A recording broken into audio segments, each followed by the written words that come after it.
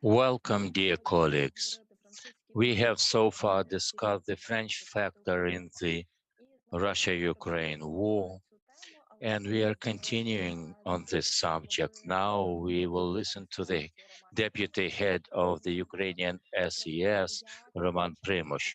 He will be talking about how rescuers are working, what effort they apply to the fire extinguishing efforts, what they do in terms of finding people, rescuing people, dismantling the rubble, how they convoy people from the most dangerous areas of Ukraine. And of course, I would like to thank the State Emergency Service of Ukraine, because as other companies, you are using an updated software that helps to identify people under the rubbles, and that's my personal thanks to you. And as a lady, I thought I would say as a mother, but I am not, but as a daughter, I am very thankful to you for your services, online classes for children, how to behave during the curfew, during the um, aerial bombardments and aerial alarms. They also render help to parents. And of course, we thank you for that.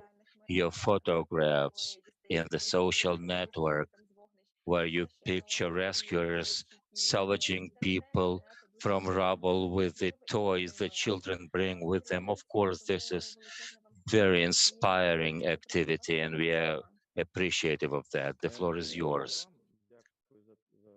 Thank you for such kind words of introduction. The Ukrainian SES and every officer, in spite of all the threats to their lives and to their health, they are at the front line. Actually, these are the units that, after the Ukrainian army, come first to help the Ukrainian people currently in general. For example, for yesterday, the situation was relatively quiet as compared to the previous weeks because the intensity of the shellings have decreased and the number of outreach activities has decreased. For yesterday, in Kiev, we had a number of fires in the Svetoshin district. Our rescuers are keeping working in Kharkiv, in Mykolaiv. In Kharkiv, they're mainly engaged in dismantling the rubbles of the residential buildings as a result of shelling. And I would like to draw your attention to the fact where in the Zhytomyr region, the private sector, we don't know the reason why buildings, houses were shelled, but two buildings were destroyed. As for the responders, we act in relative regions, and of course, the most dangerous situation is in the Kharkiv city and Kharkiv region.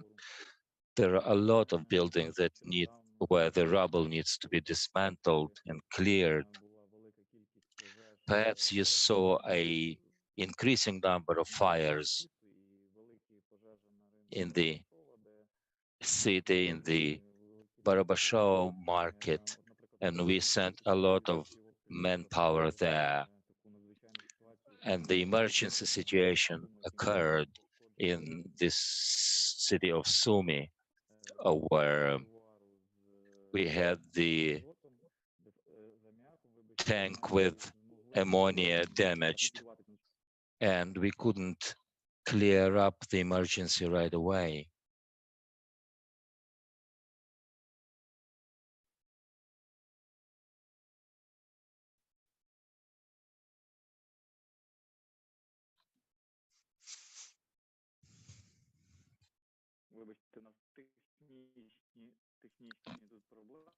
Sorry, I'm running a couple of technical glitches here.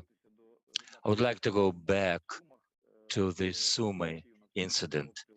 In the night, the Sumihim Joint Stock Company was bombed and the tank with ammonia was damaged.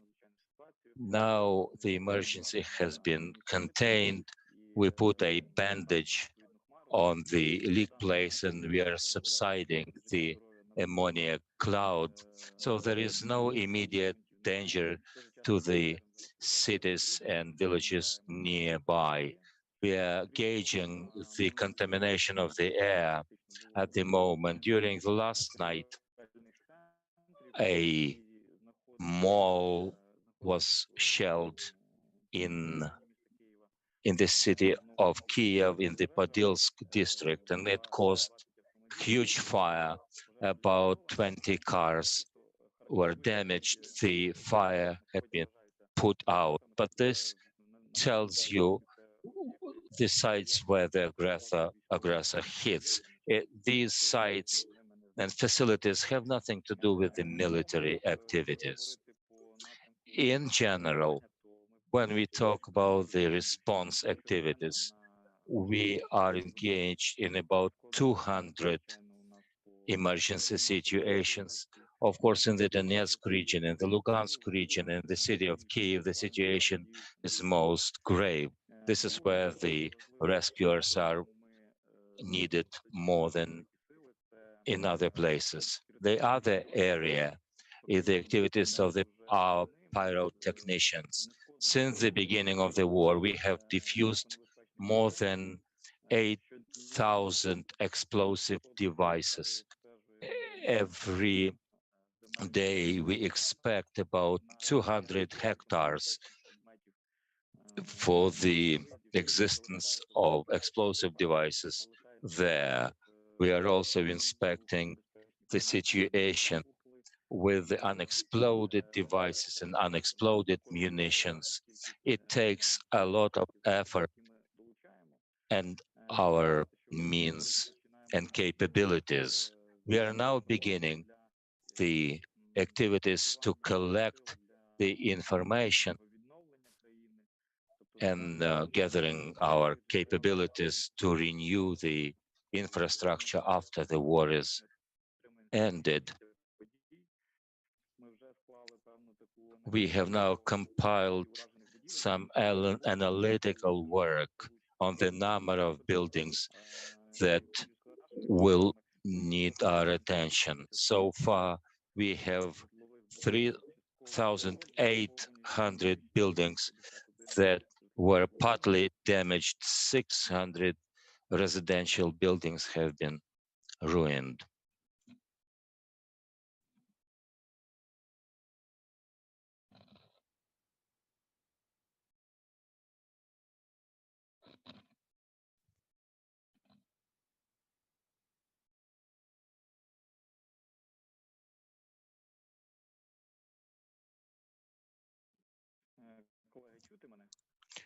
Can you hear me?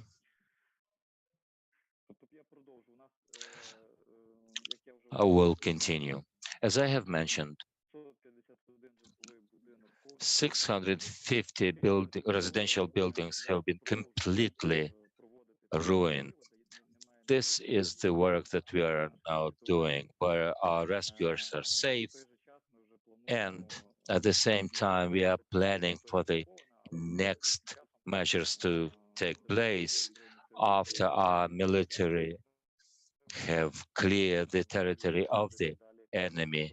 We will continue our work in dismantling the uh, ru- rubbles, and this is what we do on everyday basis. We are now also taking care of the humanitarian corridors.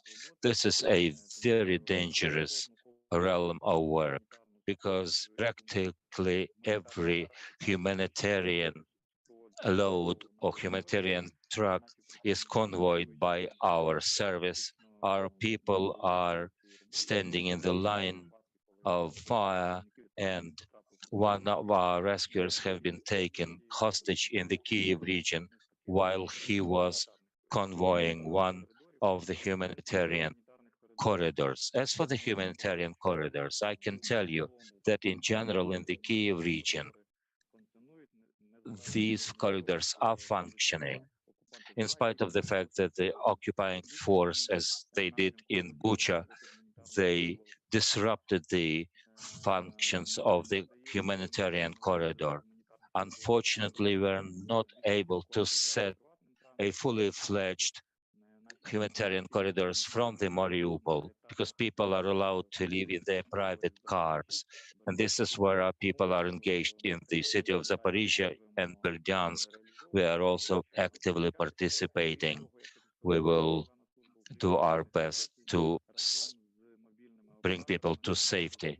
We also have our mobile operators working with us to inform the population about the aerial alarms. Since the second day of war, private companies have been helping us in informing population. That means that we are now able to inform people in the areas where there is no internet connection or television connection. Any mobile operator that is working in some areas, people are able, due to that, people are able to receive information on the humanitarian corridors or incoming threats. There are a lot of provocations taking place in Kiev and Donetsk regions where the so-called fake humanitarian corridors were organized by the occupying force. Apart from that, we've seen on a number of occasions the panic-stricken population who react inadequately. In the Zaporizhia region, you will remember the nuclear power plant when it was hit, the nuclear power plant that is the biggest in Europe. Of course, the population living there can see what's happening there. They were panic stricken because they were afraid that there would be nuclear leak. And with the help of the information system, we made sure that people know and are ensured that the situation is stable and radiation background is normal. Our units are helping to provide the normal functioning of the so-called critical social, critically important infrastructure, such as uh, medicine facilities and so on. You've got hundreds of critically important infrastructural sites that have been cut off from power, and we provide them with the uninterrupted provision of energy with different facilities that we have. The SEC, as far as central regions or western parts of the country go, they are engaged in helping the people leaving from the war areas, and they are moving towards mainly western part of the country. Every settlement that has set up a refugee center, they have been helped with the first medical aid facilities, uninterrupted energy provision.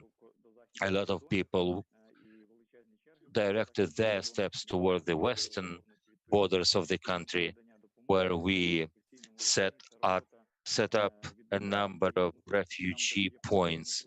And we are keeping this work at the border.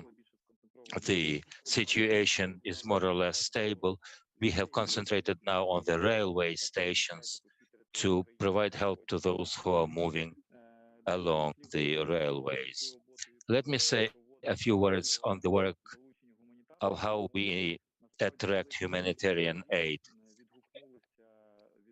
A series of countries have responded to our call for help, for humanitarian one, to help both population and our service.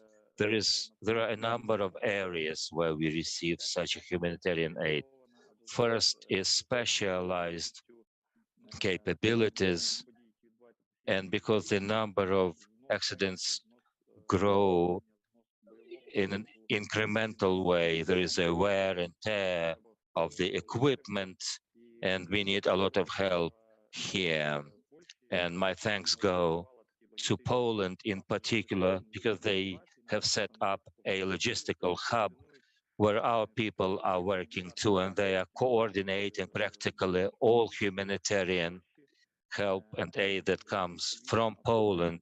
So far, we have received 208 different trucks with special equipment and 41 railway cars that have come to our help. This meets our needs in different special equipment, special clothes, and means of fire extinguishing. The other area where the international community is very active is to get engaged a number of rescuers, rescue teams from different countries. We have set up a list of such help. The only restraint that we face is the war is raging on, and we cannot guarantee a full safety of such rescue teams. People from Israel, Canada, USA, Portugal, practically from all countries of Europe, including Poland. Rescue teams are ready to come in. Once they are safe and the corridors, humanitarian corridors are working, we think we will receive a more powerful help from our international partners. We have received a direct offers to help from rescuers from different countries who are helping us with armored means of protection.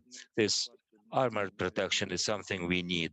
One of our rescuers, because he was not wearing armored uh, clothes, he was killed, and we need helmets and other armored vests and so on. We are working with our partners on that. This is a general information of what SES is doing. There are more details that I can go into, and once I have received your questions, I will dwell on that too.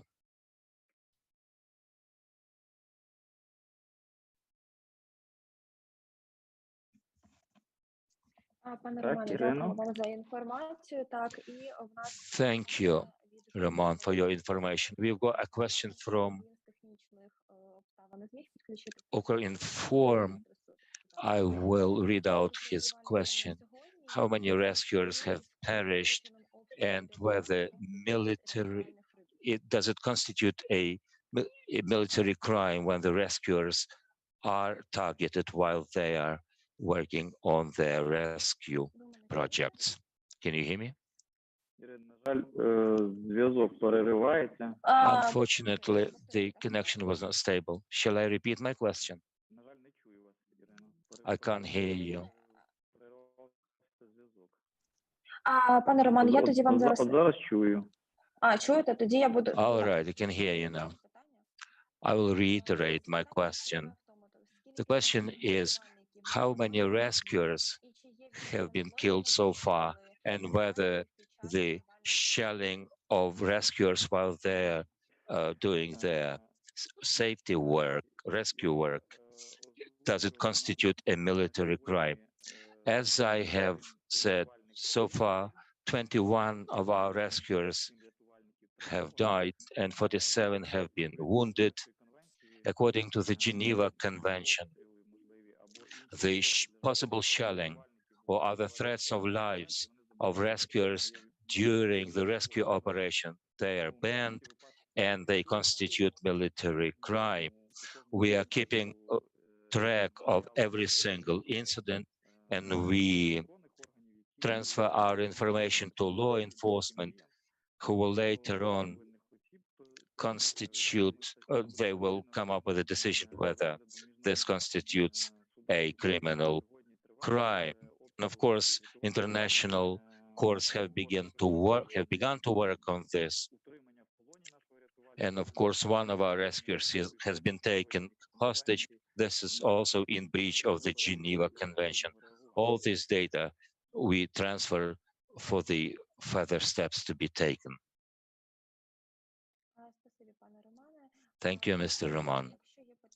Colleagues, if you have questions, the chat is open for your questions. Otherwise, you can send them to my email and I will redirect your questions to our speaker. To the best of my understanding, there are no more questions. If that is the case, we are very thankful for your information, for you having found time to join us. Thank you for all you do. Thank you for all the emergency service of Ukraine, and glory to Ukraine. Hold out. Let's keep our chins up toward the victory.